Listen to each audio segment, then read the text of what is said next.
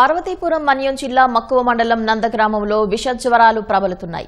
గత వారం రోజులుగా గ్రామంలో సుమారు 20 మంది జ్వరంతో ఇబ్బంది పడుతున్నారు. మరో 4 ఆసుపత్రిలో చికిత్స పొందుతున్నారు. తమకు వైద్యం అందించేందుకు ఆరోగ్య సిబ్బంది అందుబాటులో లేరని గిరిజనులు ఆవేదన వ్యక్తం చేస్తున్నారు. గ్రామంలోనే వైద్య శిబిరం ఏర్పాటు చేసి చికిత్స అందించాలని గిరిబిడ్డలు కోరుతున్నారు. ట్రీటింగ్ చేస్తే మలేరియా లేదన్నారు. ప్రైవేట్కి వెళ్తే మలేరియా అన్నారు. మలేరియా వచ్చేసింది, నీకు మలేరియా జ్వరం అనేసరికి తగ్గింది. మళ్ళీ నాకు మా ఊరి 120 గడపలోన సుమారుగా ప్రతి ఇంటిలోన 2-3 వేసే జ్వరాలు, మలేరియా జ్వరాలు. ప్రతి ఓడికి జ్వరాలు వస్తున్నాయి. ఏ డాక్టర్లు రావట్లేదు. కానీ ఊర్లో చూస్తుంటే ఎక్కువ జ్వరాలు అయిపోతున్నాయి. ఈ కాలువలో దోమలు ఓలుకొని మలేరియా జ్వరాలు రావడము అటువంటి పరిస్థితులు జరుగుతున్నాయి. కానీ డాక్టర్లు ఎవరు పట్టించుకోవట్లేదు. ఊర్లో అందరికి ఇలాగే జ్వరాలు వచ్చేస్తున్నాయి.